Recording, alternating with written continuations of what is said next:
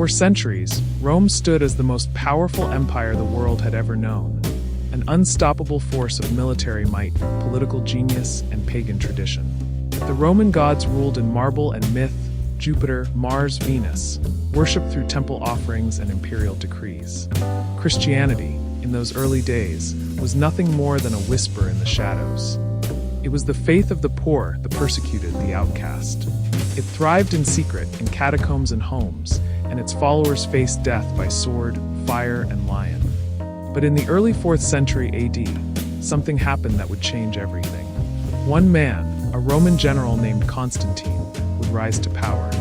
And with him, so would the cross. What began as a persecuted faith would soon become the spiritual foundation of an empire.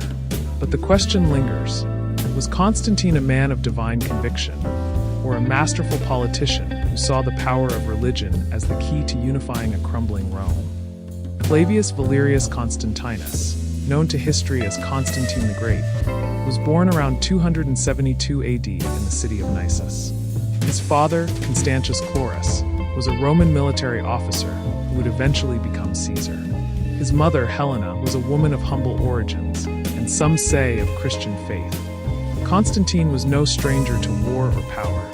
Raised in the courts of Diocletian, trained in the art of governance and strategy, he climbed the ranks with brilliance and boldness. But the empire he lived in was fragile, torn between rival emperors and spiritual unrest. In 312 AD, Constantine prepared for the Battle of the Milvian Bridge, a fight for the future of Rome. The odds were heavy. His enemy, Maxentius, controlled the capital and had the backing of the Senate. But on the eve of the battle, Constantine claimed to see something miraculous. A vision, a cross of light in the sky, accompanied by the Greek words, Epsilon nu tau omicron tau nu cap alpha. In this sign conquer.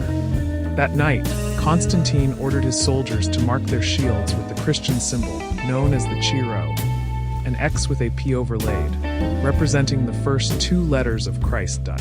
The next day, Constantine's forces triumphed. Maxentius was dead. The gates of Rome opened for the new emperor. And the cross, once a symbol of shame and suffering, had become a standard of victory. 1 year later, in 313 AD, Constantine met with his co-emperor, Licinius, in the city of Milan.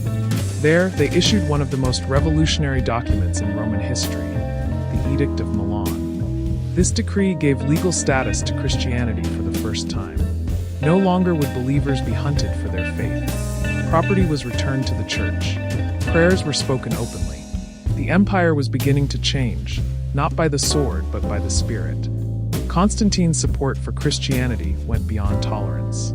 He funded the construction of churches across the empire. Most famously, the Church of the Holy Sepulchre in Jerusalem, believed to be built on the site of Jesus' tomb. He adorned coins with Christian symbols. He gave bishops positions of influence. And though he delayed baptism until his deathbed, perhaps out of political caution, his fingerprints on the church are undeniable.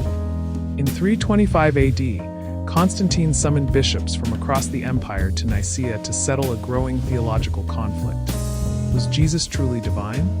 The Council of Nicaea, overseen by an emperor, not a pope, produced what we now call the Nicene Creed, a foundational statement of Christian belief. For better or worse, the line between church and state was forever blurred. Christianity, once persecuted, was now entangled with imperial power. So who was Constantine? A visionary? A conqueror? A man who saw a future shaped not by myth, but by a man from Nazareth. Whether by faith or by fate, his vision altered history. Rome became Christian, and the world would never be the same. This is the story of Constantine and the cross, when the sword of Caesar bowed before the symbol of the Savior.